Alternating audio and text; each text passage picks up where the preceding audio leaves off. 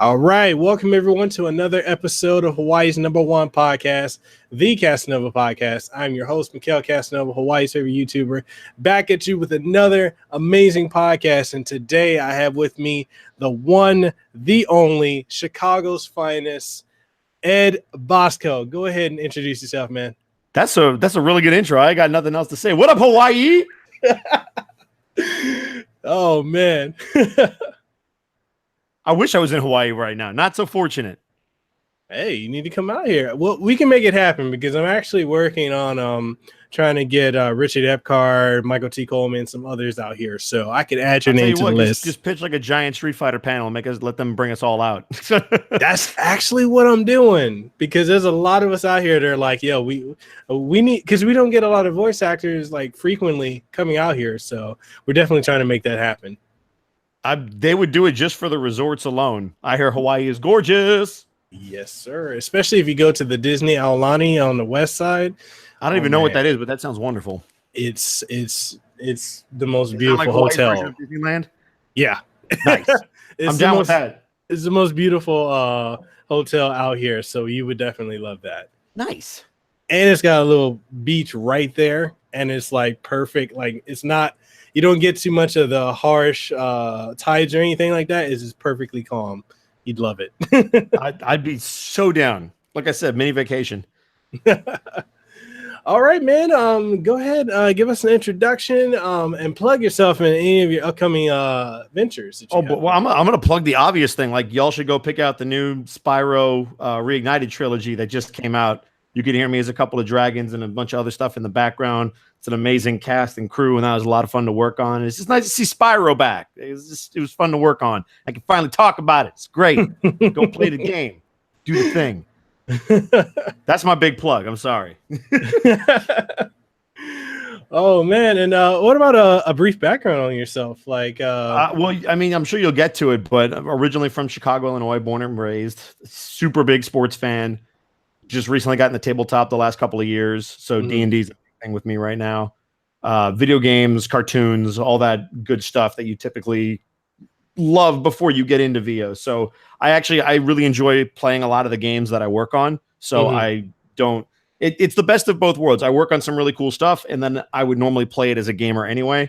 So that's awesome. Awesome. And judging by your avatar, I'm guessing you're a Smash fan. I mean, I love Smash. Obviously, Star Fox is an amazing Nintendo game, and Falco's my main, so I had to have that avatar. I forget, there was somebody drew that on Twitter, and I was like, hey, do you mind if I just use that as my icon because it's really cool? And they're like, yeah, go for it. I forget who the artist is because I would totally plug them, but it's a really cool-looking avatar. Normally, I just have like various sports teams from Chicago as my avatar, like on Discord and stuff, but you run out of teams after 5, so I had to go with Falco for Google. Well, I know a really good artist. She's actually might be doing comics for Udon pretty soon. Her name is she goes by Zonk Knuckle. I actually just interviewed her this past weekend, but yeah, she does amazing art. She does a lot of art for Michael Coleman for his podcast and whatnot.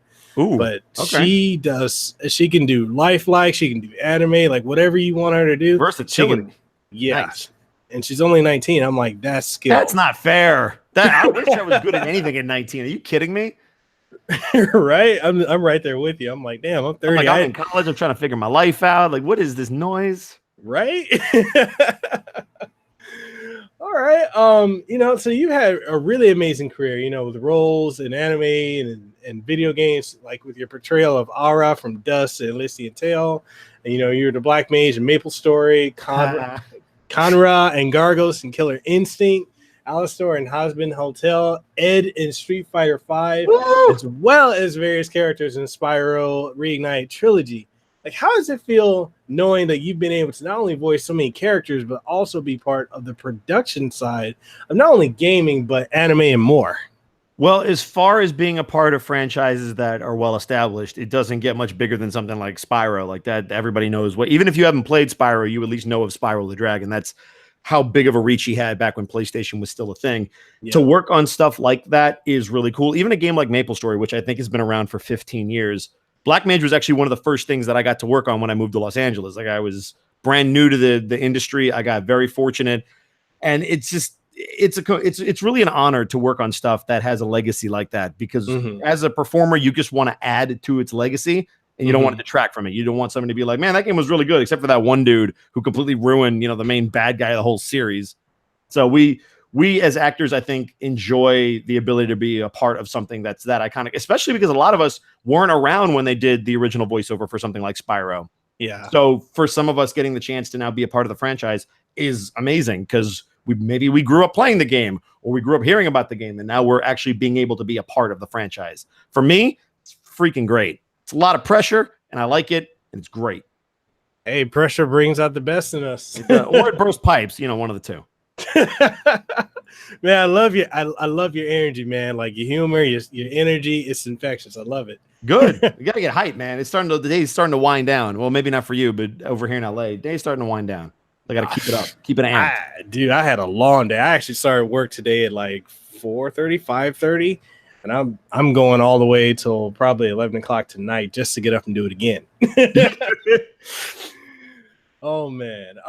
So you're in LA now. I thought you were in Chicago. Well, I should have realized I'm from Chicago, but I mean, the work's in LA, so you got to move. I've been out here a couple of years.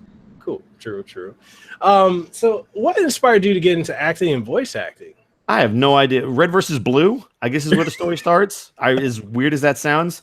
So no joke, I was finishing up college, and I really liked the Red versus Blue series, and I hopped online. I was like, you know what? I'm 20-something and ignorant. I'm just going to email these guys, or try to email these guys, and be like, hey, I want to do stuff for you. Having never been an actor in my life, I didn't like actors. I played sports, so I made fun of the theater geeks.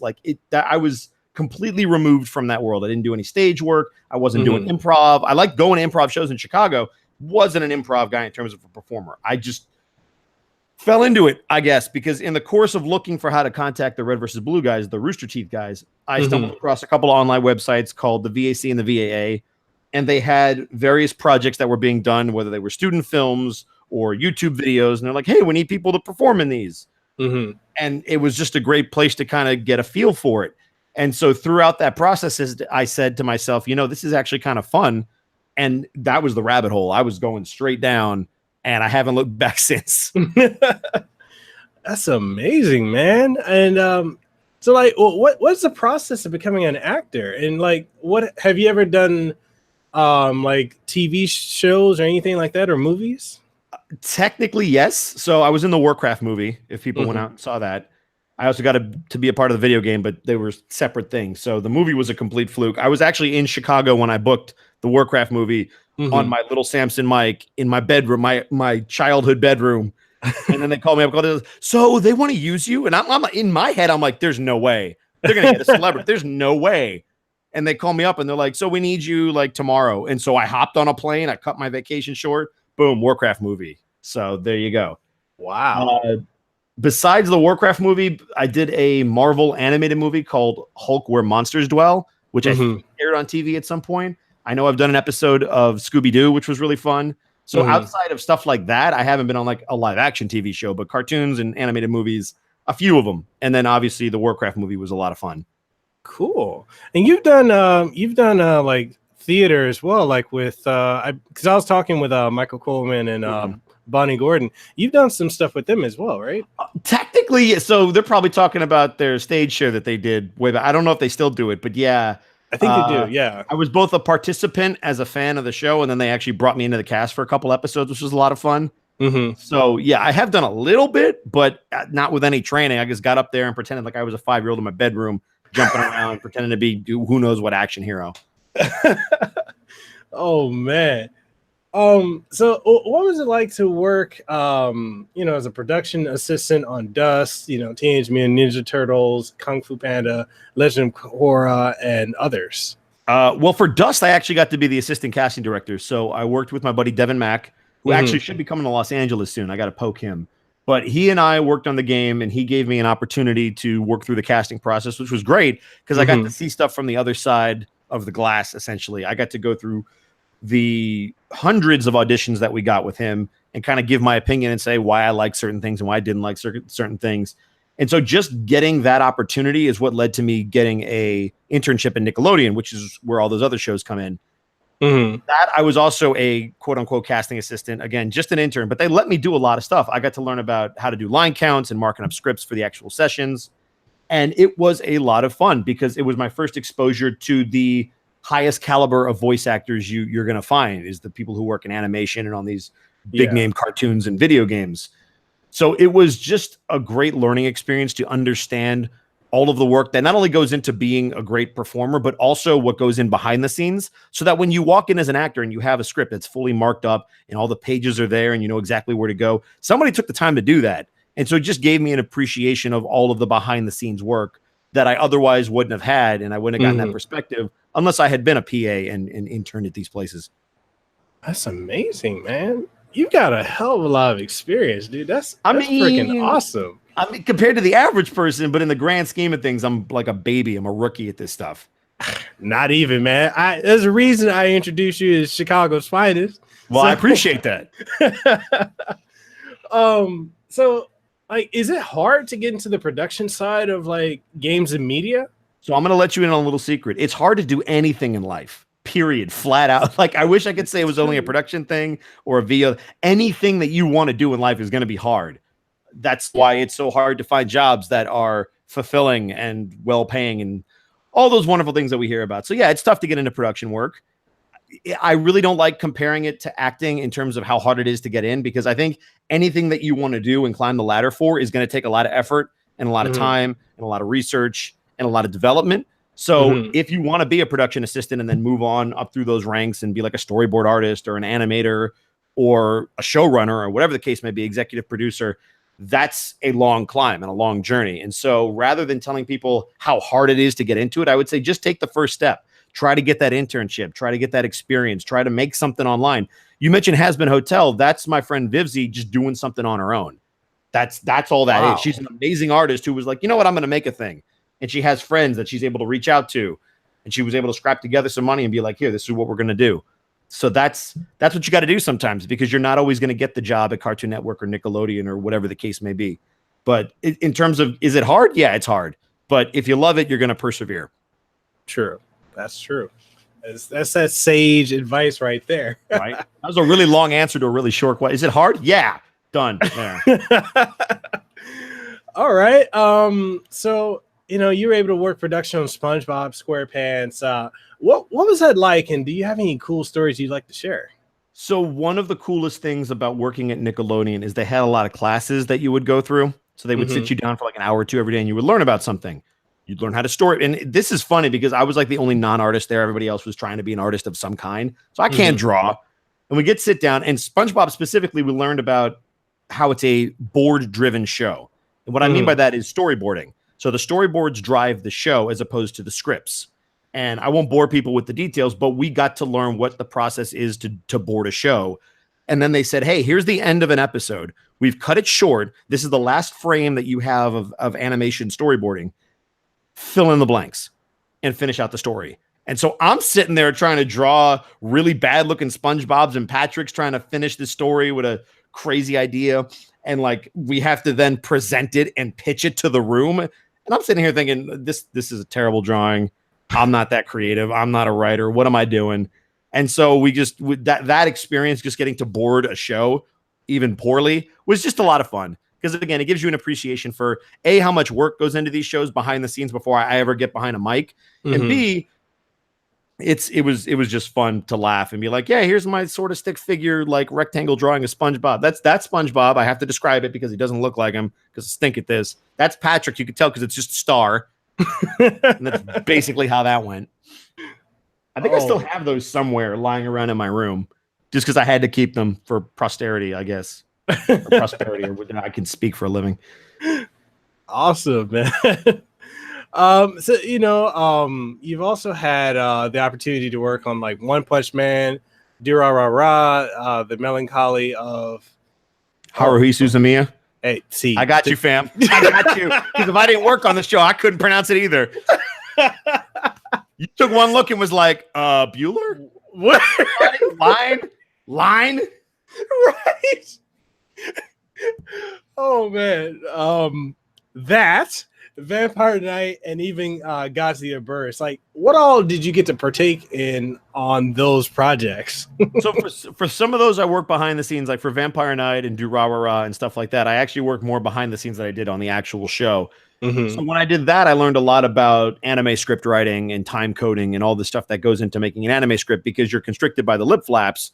And I have a lot of respect for the people that write that stuff and do it well, because it's not easy. You have very tight deadlines, and a lot of times you're not paid for the amount of skill that it takes to do that. So I respect anybody who's able to do it and do it well. What I had fun doing was just realizing that I was never going to do that. Like, that was my realization. Like, I'm not going to script anime shows. Like, I just realized that going through the process. But I also got to QA shows, so I got to watch some stuff, and I was exposed to anime a lot more in depth than I'm not a big anime fan. So until I worked that production job, I didn't really know a lot about it outside of, I guess the show Digimon is technically an anime, even though it was in my cartoon block on Fox right after X-Men.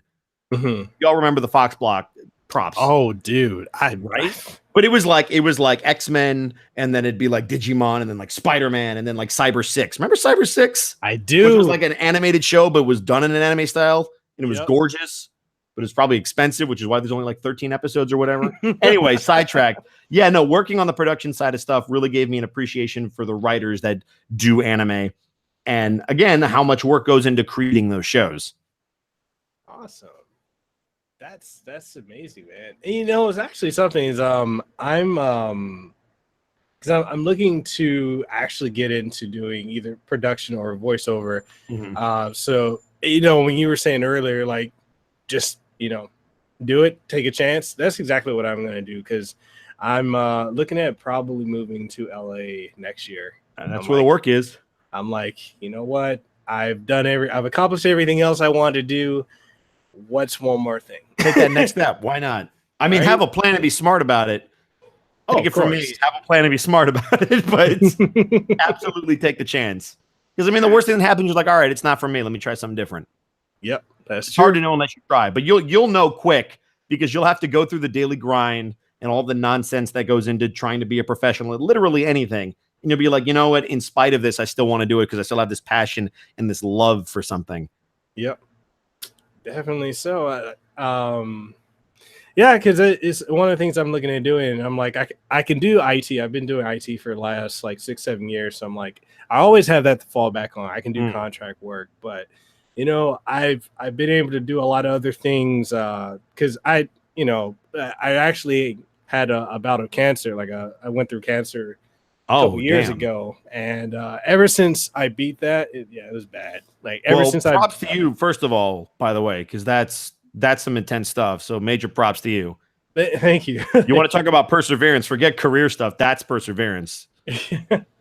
But it's like ever since then, I've just been on this mentality that, no matter what, I just want to get out there, and whatever I was afraid to do before, I'm like, fuck it, I'm going to do it now. Well, yeah, and especially when you survive a bout of cancer, you're like, okay, my time is limited, and let me just go seize the day. Exactly. Like, so I approve of that mindset of like, let's just go do it. Yeah. So you've actually voiced one of my favorite characters in Guilty Gear Xrd. Chip, my boy Chip, President Chip. Yes, Vote sir. Chip 2020. And even Franklin and other characters in Hunter x Hunter. What was that like? Bringing them to life. Yeah. I remember Franklin. So I don't know anything about Hunter x Hunter. I literally walked in and was like, oh, Hunter x Hunter. And like, you don't say the X. Oh, got it. Okay, Hunter x Hunter. Cool. Great. Got it. Noted. So I walked in. I didn't know anything about the show. Didn't know anything about who I was playing. I literally showed up and they were like, okay, so here's what's going on, and go. My favorite thing about working on that show is I actually I play a couple of characters in that. So like every arc, I'm somebody a little bit different. And so that was fun, is getting to stay throughout the whole story, but just shifting characters a little bit every time. That's insane. Yeah. But as far as Chip goes, that was a lot of fun because I'm a fan of fighting games. I'm not great at them. I haven't been great at them since like the Genesis days, back when they were simple. Then I would rock people in the arcades, but nope, not anymore. Too many darn moves. But Guilty Gear in particular, it's especially among the fighting game community, it's a very well-known game. It's a very well-known system. And again, having played Guilty Gear a little bit, and I have a buddy who's actually really good at the game, And he just blows my mind because, like, with red rubbing cancels, the yellow rubbing cancels, and this dude, and this dude, and this thing. And, like, I can't do 32 button combinations in, like, 3 frame or whatever. It's ridiculous. I have mad love for fighting game guys, especially when you play Guilty Gear. Regardless, it's still an iconic franchise. And so to get to be a part of it, not just for the characters and the story and all that stuff, but also the music. Like, a lot of the characters have classic rock references that they're attributed to, and the music in the game is very well known. So again, to be a part of a franchise like that is really freaking cool. Yeah, that's super amazing. Actually, shout out to Michael T. Coleman. He wants to say hi. Hey, what up, Coleman? Cody represent. He's like, are you interviewing him now? I'm like, yeah, I'm live. He's like, oh, snap. Oh, snap. I got to get in there and tell him he's garbage and then get out. Oh, man. So, you've truly brought Ed from Street Fighter V to life. Like, what were some of the steps you took to put your own spin on the character to make him your own? For Ed, well, he's very confident. He's not short on confidence, so I think that probably bleeds over.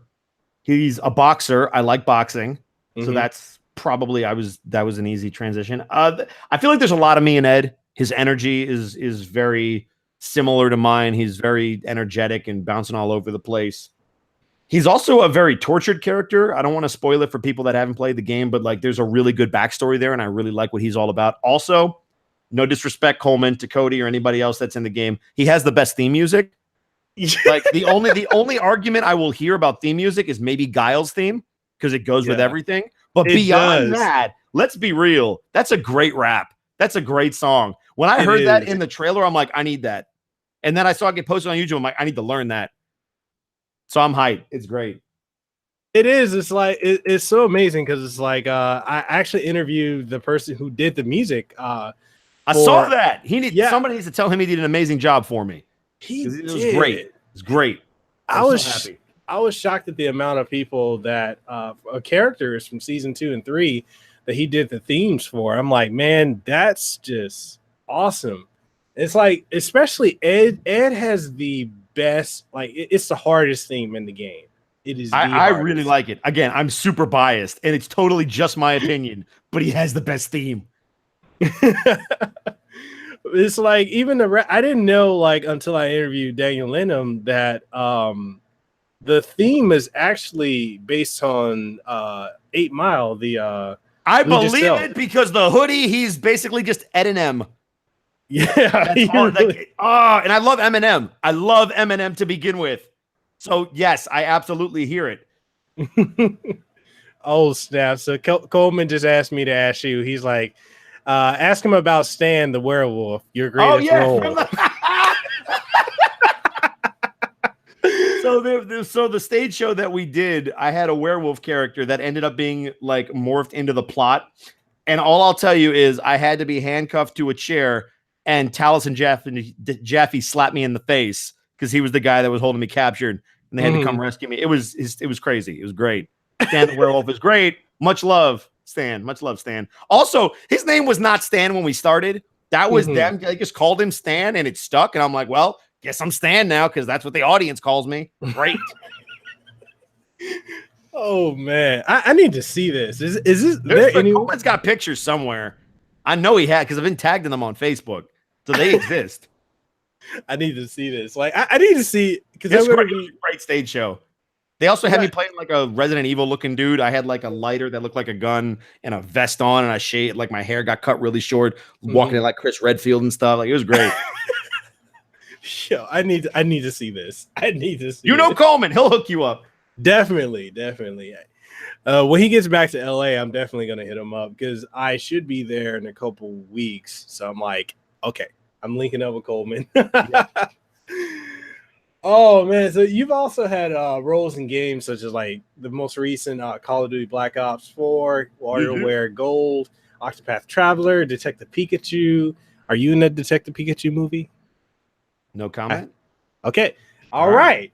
I could, even if I was or wasn't, I couldn't tell you. Like, why did people got to ask me that? I know, right? It's like reporters on TV asking people in Congress, like, hey, can you tell us about that top? No, they can't. No, they can't. Top secret, NDA, call it what you will. Ain't gonna happen. I had to. I know you have. No, I get it. It's obligatory, but I have to say no comment.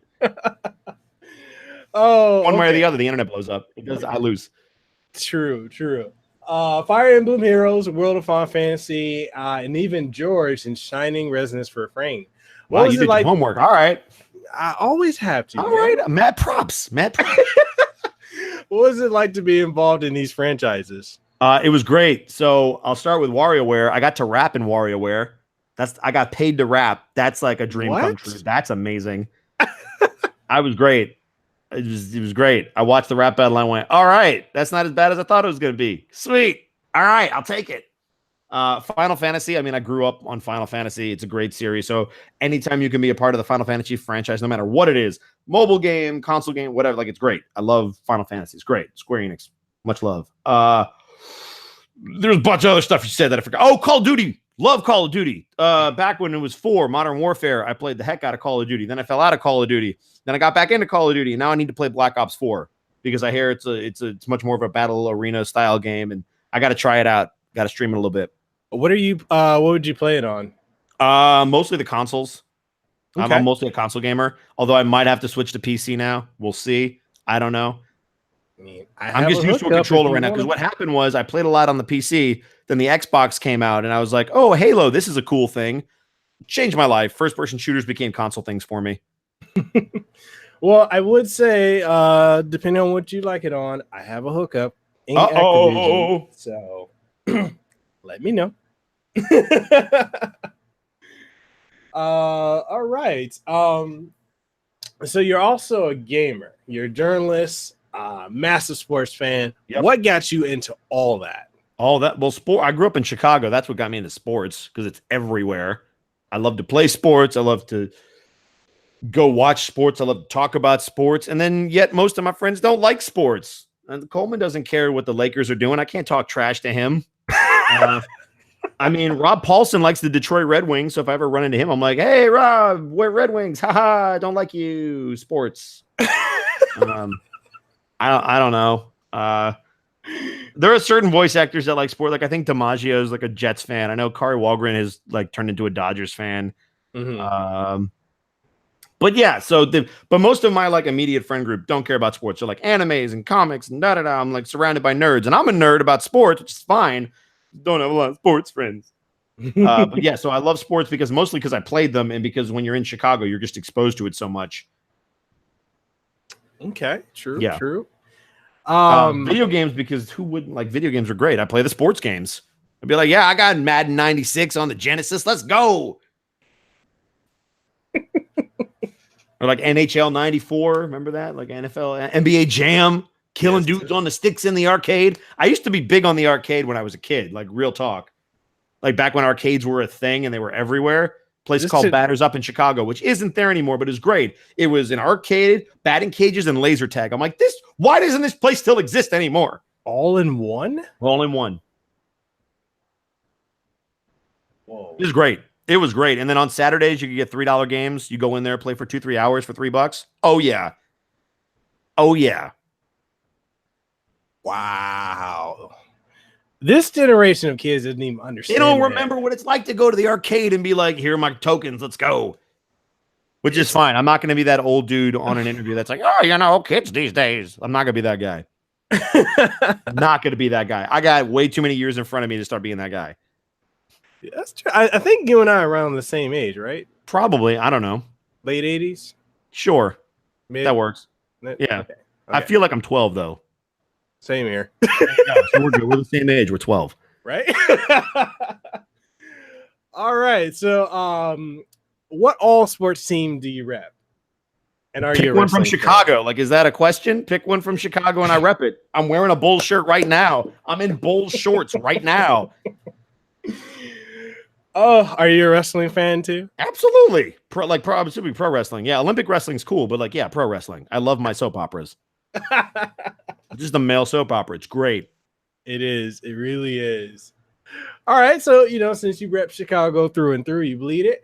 What makes you so passionate about your hometown? I have to ask this question. This is one of the questions the fans asked. That's fair. So I feel like on a certain level, for some people, and this is just my opinion. This is a psychological way to take it. You go back to like, Athens and Sparta and the gladiatorial fights in Rome and stuff like that. We've always been very proud of where we come from, or at least a lot of people are. And so when your city does something good, whether it's, winning a sports game or winning a championship or, passing a really cool piece of legislation, people are like, yeah, go Chicago, go Los Angeles, go New York, go wherever you're from, go Boston.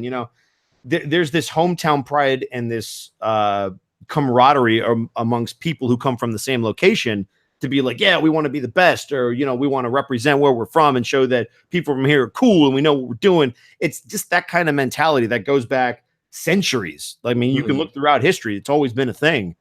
So that for me is kind of what it is. Like, I like to represent my city. And so people go, oh yeah, Bosco, that kid's from Chicago. Chicagoans are all right. They're all right. So that's why I'm very proud of where I come from a lot, mostly because, again, I like the city. I like the attitude there. Very blue collar. I think it's a great city to live in. Obviously it has its flaws like every place else, but there's just a lot that I like about it. And I'm very proud to be from there. And so I wear it on my chest quite literally. That's awesome, man. I have to say, like, the last time I was in Chicago, I can't even think of the name of the restaurant. I went somewhere because I was there on a business trip for training. Oh my god! But you got to get pizza, right? Is that what you're going to say? Deep dish? Oh man! Was it Lou Malnati's, Giordano's? Take your pick. Somewhere. I think it was Giordano's. Giordano's is so good. So real talk. This is going to be a little nugget for your friends out there. You can order Giordano's pizza and have it shipped anywhere. They'll ship it anywhere in the U.S. They basically pre-make it and they freeze it in dry ice and then ship it to you. And it's not the cheapest thing in the world, but that's about as close as you're going to get to a Giordano Chicago deep dish pizza outside of Chicago. So I'm just throwing that out there. They can send that to Hawaii. So, I mean, you ponder for a little bit. You can think about ordering one. That's fine. This is not a paid message by Giordano's. It's just delicious pizza that can be shipped to you at a moment's notice. Oh, man. Okay, so I'm definitely going to look into that. Look into it. That's going to be awesome. So, what are your thoughts on CM Punk walking away from wrestling and even turning down right the feels, and also turning down All In? And what do you think of his MMA career? I think he's got a lot of cojones for trying out MMA. I think he's paying the price for not being a trained fighter. I think it's very difficult to pick up something like that so late in your career. I don't know exactly how old he is, but I think he's in his late 30s, early 40s. So it's tough. Because not only are you dealing with people who are a lot younger, but people who have studied it for many, many more years than you have. I think he has a background in Brazilian jiu-jitsu or something like that, but it's MMA. People know 3-4 styles and they know them well. So I think that also just watching how he struggles, it kind of puts into perspective how dominant Brock Lesnar is as a human being, where he was an All-American, probably an Olympic style or Olympic competitor level, amateur wrestler. And then you take that skill and you put it on that massive frame where he can just bludgeon people. Good grief. He was just a nightmare to fight. And I think that's why he was able to have so much success, is because he's just a genetic freak. Not like a Scott Steiner genetic freak, but in his own right. He's just a freak athlete. He's very talented. So props to CM Punk for doing what he likes. It makes me sad that he's not wrestling anymore, but I'm not surprised that he turned down All In, even though it was in Chicago. Mainly because if you look at the court transcripts, and I've watched a lot of wrestling podcasts talk about this, and so for people who aren't familiar, real quick stories: CM Punk sued the WWE over a health thing. He won. Great. Him and Colt Cabana. Great. Cool. When you read the testimony that was released, it sounds like he was miserable there, and it just didn't sound like he was in a very healthy space mentally. So, sure, never say never. I mean, Bret Hart came back to the WWE, so anything can happen, but it's going to take a lot of time before CM Punk is even going to cross that bridge. And I think you would see him on the indies before you see him back in WWE. But he just doesn't seem like he likes wrestling anymore. And as much as I like him as a fan of professional wrestling, because I think he's the best in the world at what he does, I don't think we're going to see him back anytime soon. I just don't. If it'll be a happy surprise if it happens, but I would not be shocked if he doesn't ever decide to step back in between the ropes. That's something, because I fully agree with you. I've been watching, I listen to a lot of the dirt sheet stuff, from Dave Meltzer and whatnot. And I've been watching a lot of What Culture Wrestling, and they seem I love to What Culture. Great guys over there. Yeah, and it's like everyone's like, man, we'd love to see him come back, but it's like no, because even I read the transcripts for the court case too, and it's like that dude was miserable. His last. And then they're like, oh, it's an accident, but they severed him and gave him his papers on his wedding day. Like that's not a coincidence. Like exactly.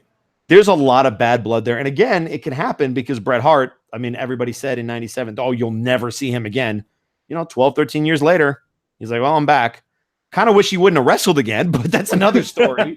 Poor Bret. Yeah, man. And I was kind of sad because I got to go to All In, which was an amazing event. Oh, you lucky person. Yeah, dude, it was amazing. It was such, and it really proved that there can be a show that's done significantly better start to finish than WWE. And I know we've all known that for a while because even WWE can do it in NXT. Like, it's not like they don't know how to do it. You look at NXT and it feels like an indie promotion. NXT is amazing. And you watch people graduate from NXT and go into WWE and you're like, wait, what happened? Exactly. Like, with very few exceptions, they just don't feel the same. Shinsuke Nakamura, they didn't know how to use him when he got to the main roster. Asuka, once they made her lose to Charlotte, we haven't really seen anything out of her. And it's like, well, but she was a monster. She was great. She was super over. What happened? And that's what makes me worried for guys like Alastor Black and oh my God, Johnny Gargano and Tommaso Ciampa. I'm like, these guys are amazing in NXT, but are they going to get over in WWE? Do they know how to write stories for these guys? Like, that's what worries me. It's not like they can't do it. We see that they can do it. It's just WWE is a different style. It's a different kind of show. It's like trying to compare a horror movie to an action movie. It's tough. So right now, the WWE style is not for me. And I watch something like New Japan, I go, I like that. And I watch NXT and I go, I love that. Or you watch Ring of Honor or All In and you go, yeah, I'm down with that. Like, it's just a different style. Yeah.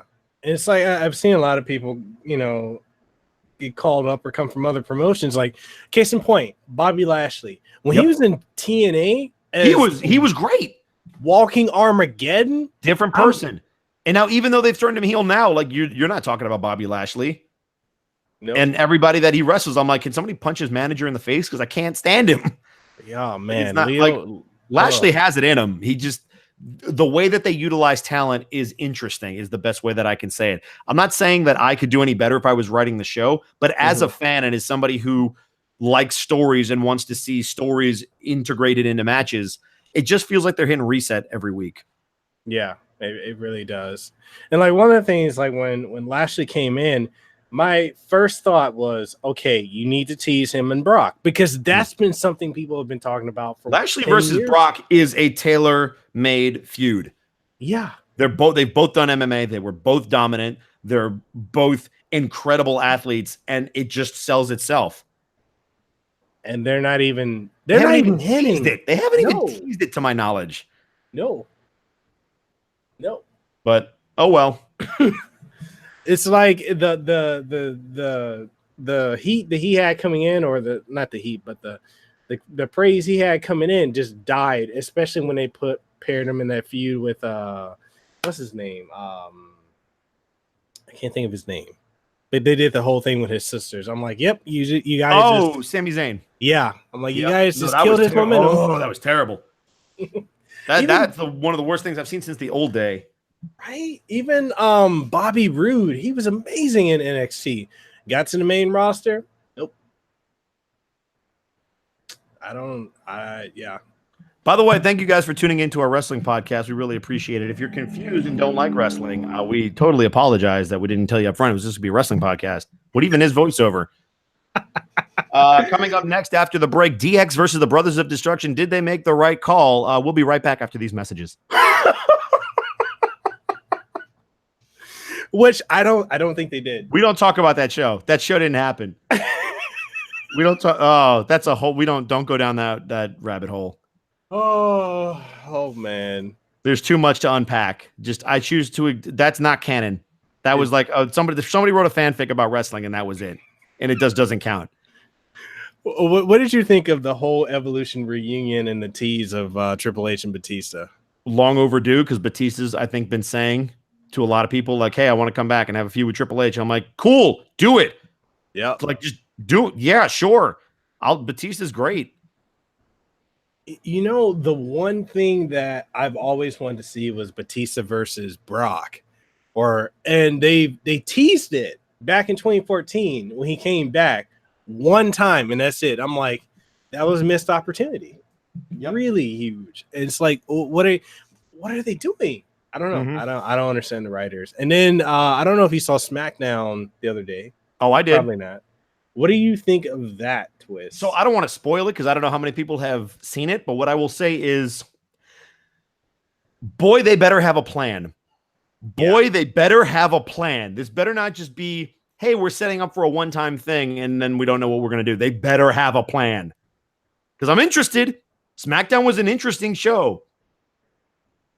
I'm interested. Don't make me regret being invested in your pay-per-view.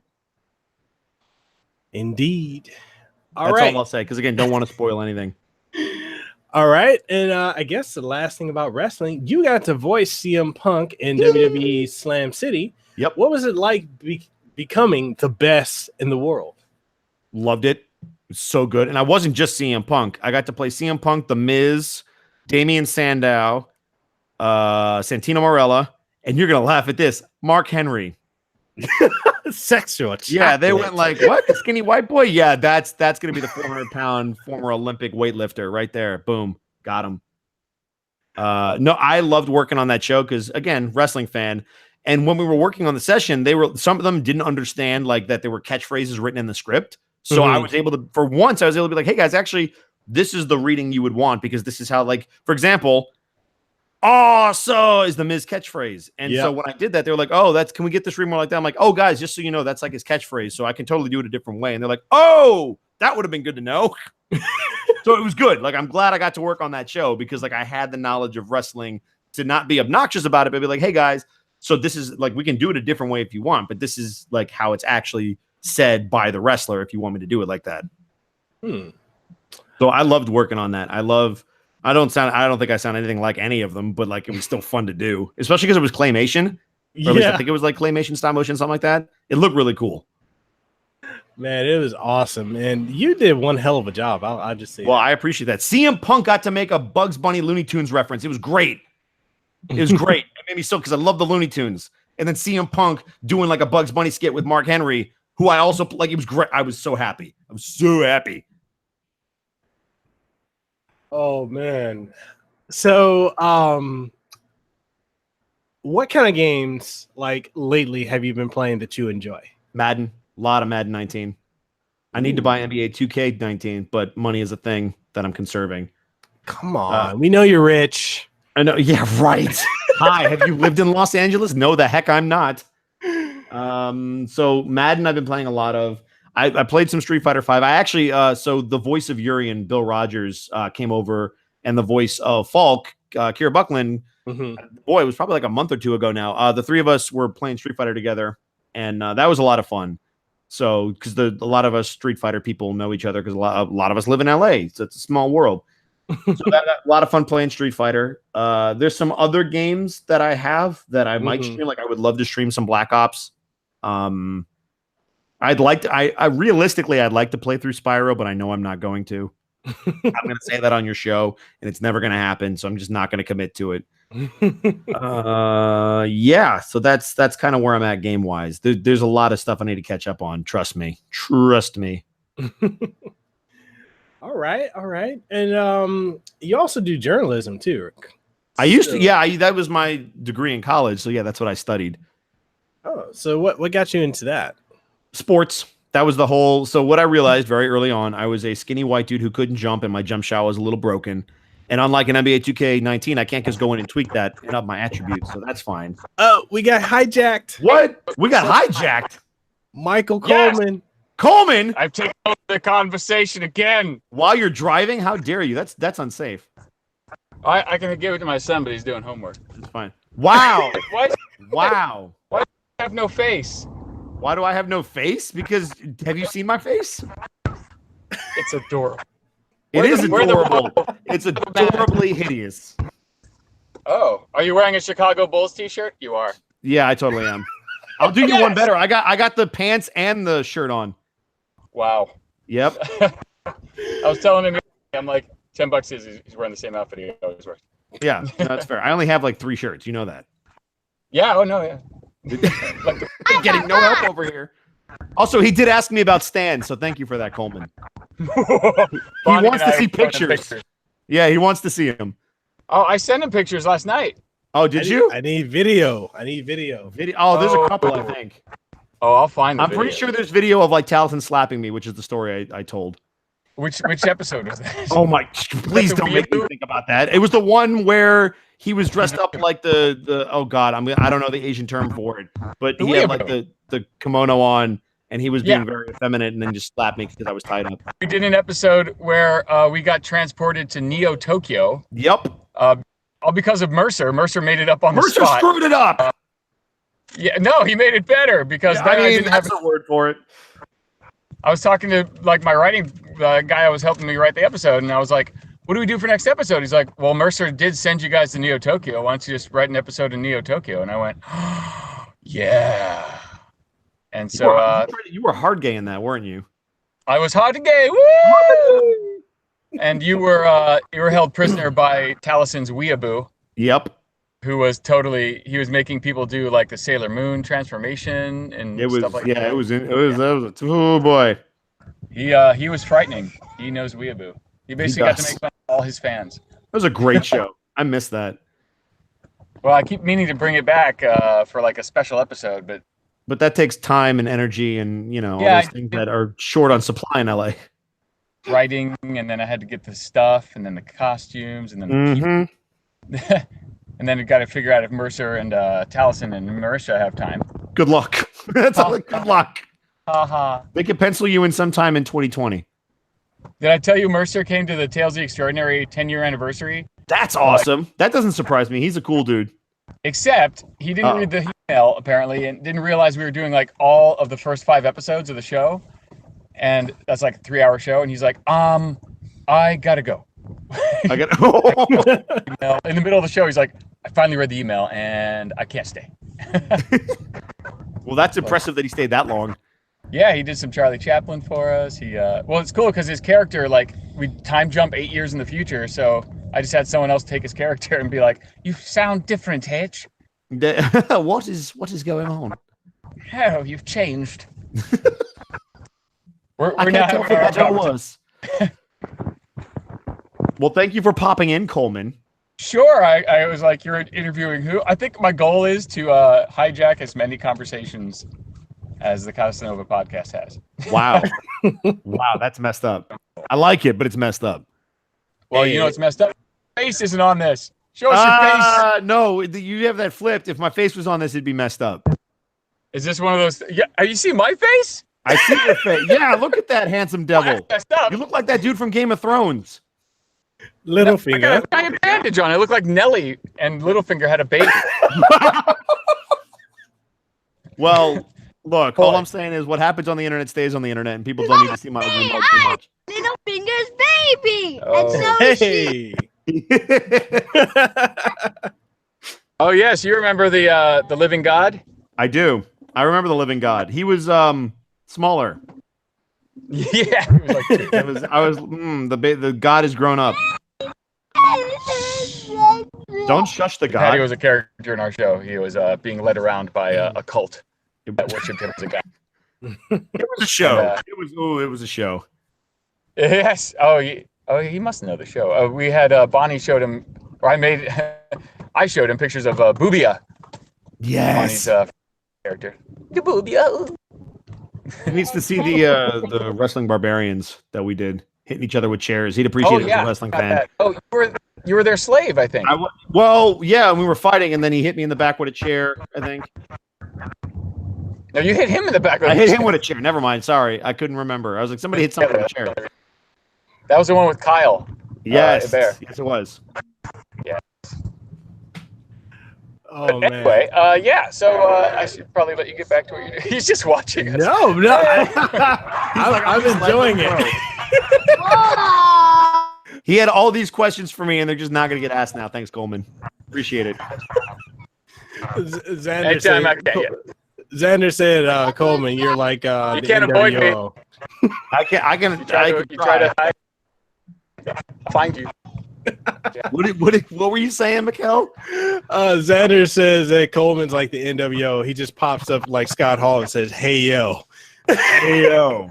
I guess that makes you what, Hollywood Hogan, because you're running the show, and that's got to make me big sexy. Because big sexy."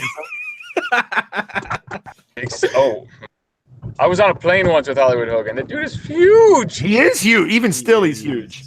Yes, so scary. Isn't he like 70 something? He's up there. Oh, yeah. I'm not going to quote his age because I don't know, but he's up there. He's in the Saudi Arabian. Can I do my? Oh boy, yeah. See, even Coleman knows about that. Yeah, we don't talk about that. Oh, Wrestling fans know, don't talk. That was just like I said. It was somebody's wrestling fanfic that happened, and now it's done, and it's not canon. yeah. No good. Oh, good. It's no good. There are no women there. No bueno. Yes. I'm gonna stick with Billy Corgan. Billy Corgan. Yeah. NWA. all day. NWA. Can I please do my homework? Oh, geez. All right. Patty's, for the first time in his life, wants to do his homework, so I'm going to leave you. Well, yeah, that's how boring I am. I just like to point that out. You just had your kid beg to do homework, so you would shut off the phone. Yes. Always wear sunscreen. Bye, everybody. Bye. Oh man, that's awesome how we got hijacked. Nice. Wow. Wow. Sorry, you were asking me intelligent questions before we were rudely interrupted. Oh man. Okay. I don't remember the last question I asked, but the next one is going to be, do you ever get to work directly with anime studios or film studios or gaming companies for projects such as like, Square Enix, Capcom, Bandai, Namco, or any others? So we work on projects that those companies, what's the word I'm looking for? That those companies create. So for example, Final Fantasy is Square Enix. Mm-hmm. They don't always have an in-house studio, so we're not always going to like the Square Enix building. There's a lot of studios that they will rent out where we go to and we record. And a lot of times they will have a representative in the room. Sometimes they don't, but a lot of times, especially on bigger titles, they will have a representative in the room. And so then we get to work sort of with somebody from the company, context on the story or what's going on. But that's not always the case. Sometimes we're working on a project for a company and it's us. It's just me, the director, the engineer, and that's it. Oh, wow. So,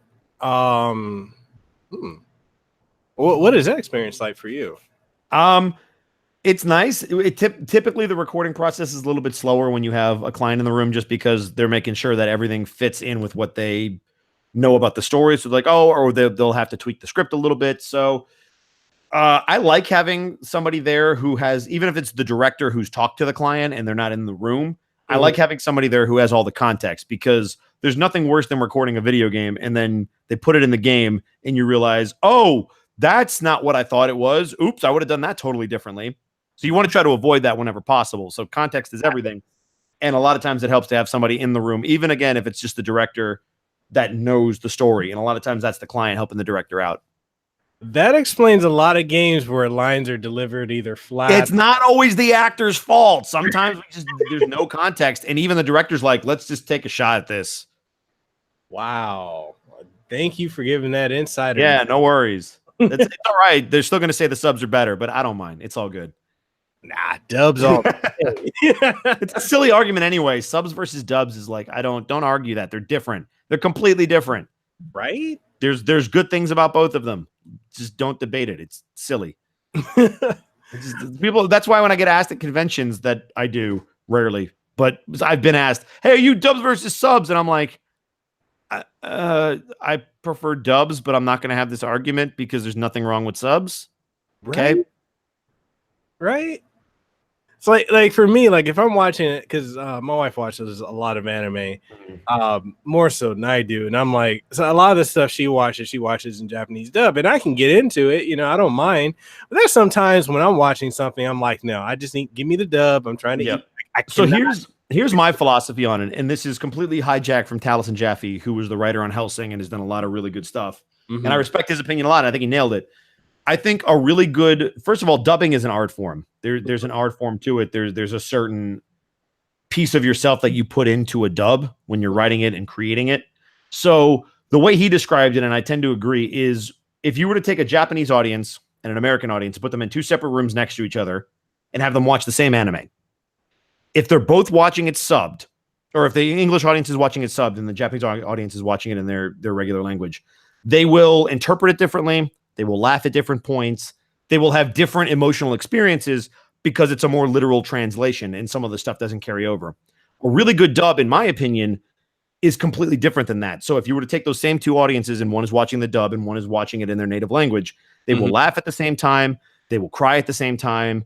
They will be angry at the same time because the dub will have taken the Japanese ideas and turned it into something so that an American audience can process it in the same way. For example, colloquialism. Yeah. If you're going from English to Japanese, what's the Japanese translation of "it's raining cats and dogs"?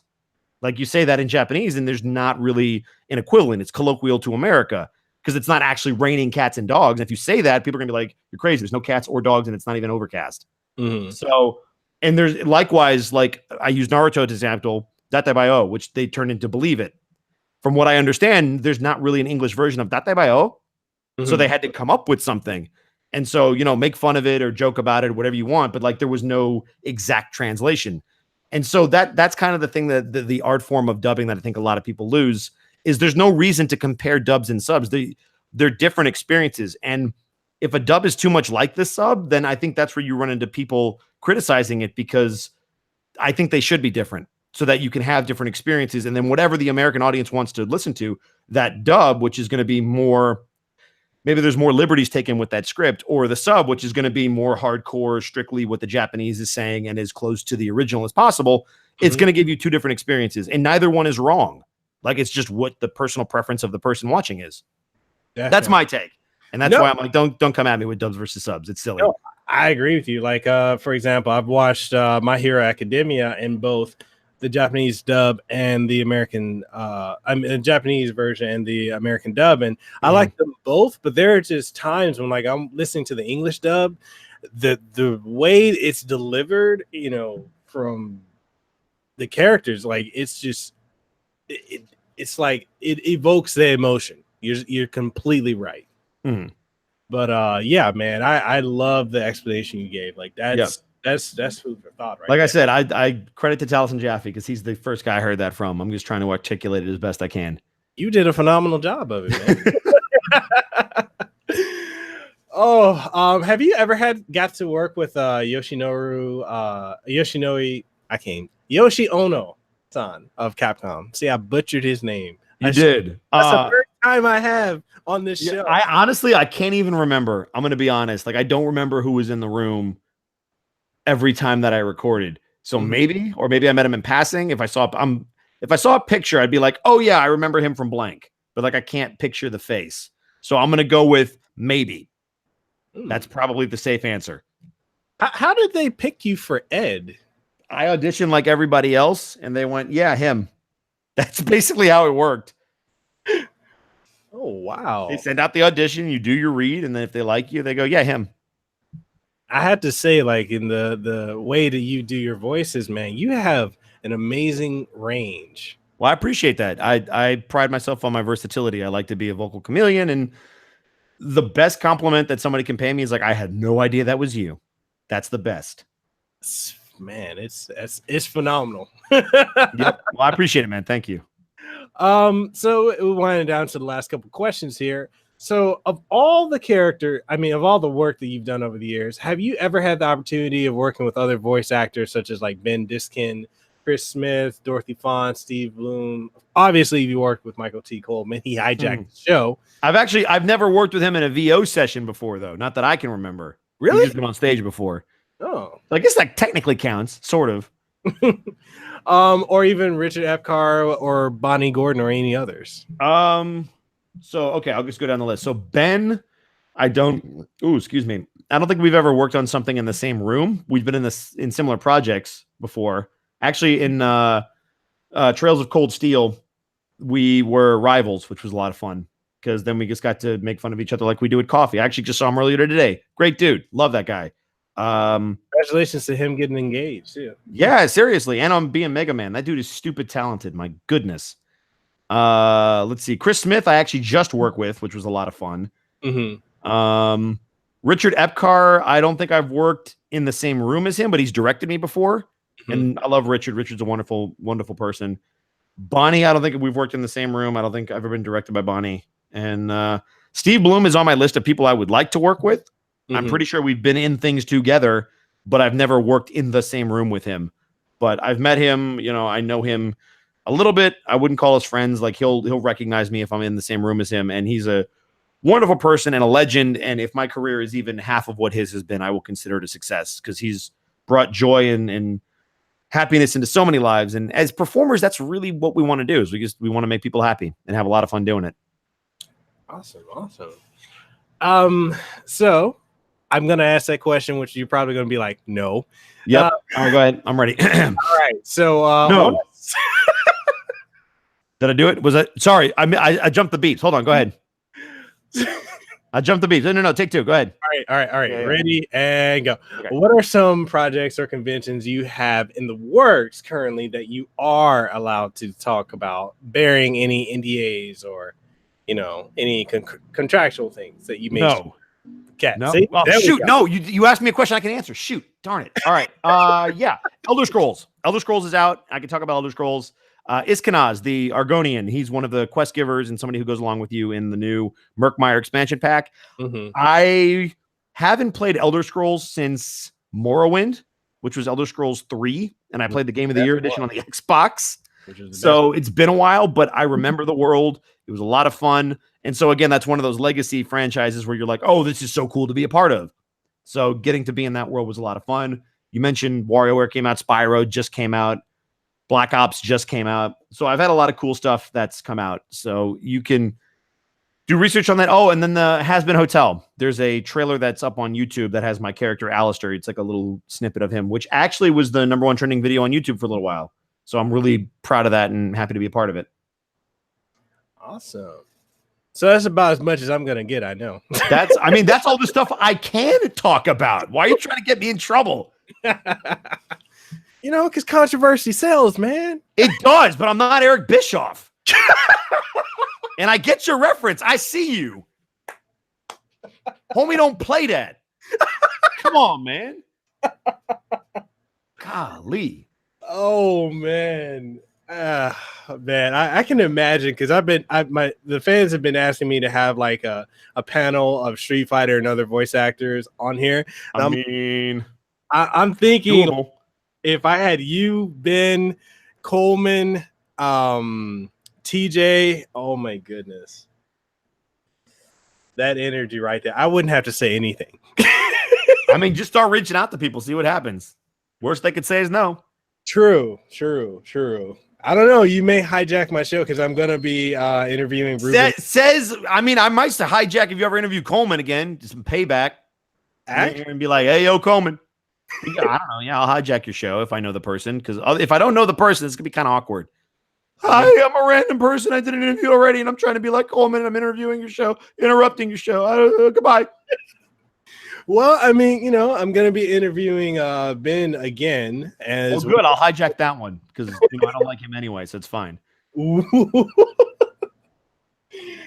All right. What advice would you give to the fans and the audience here that are trying to either audition for roles, minus that rude bus? That was a rude bus. It was super rude. Every time I'm recording, that bus is coming by. So I have to tell you this. I live right next to Waikiki. Like I'm literally 2 minutes from it. So my condo is right there, and I'm on the busiest intersection. But I've got a sound booth is what you need. I actually have this whole thing soundproof, and it's still that bad. It ain't working. Right? Soundproof means you ain't hearing nothing. No, it happens in studios too, where they're like doing construction next door and it bleeds in. Sometimes it just happens, and you're like, well, start over. Right?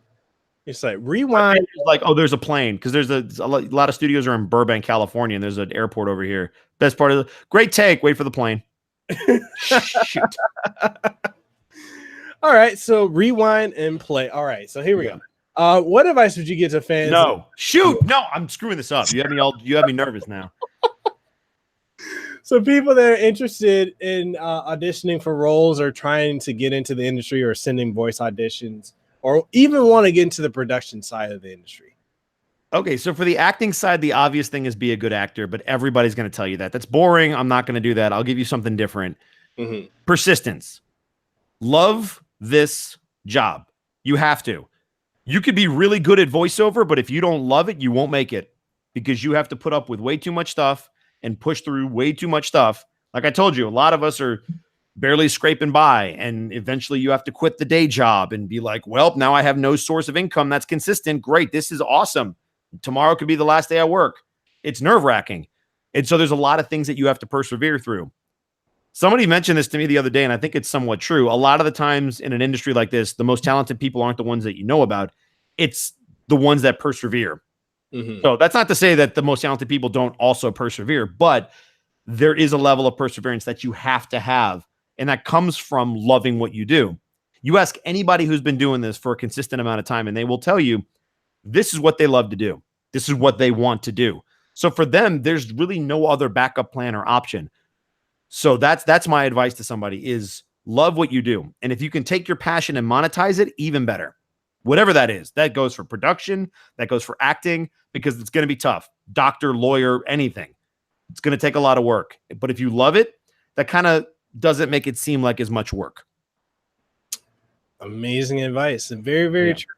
Also be good. That's the other, duh. Be good at what you do. Yep. All right. So last question.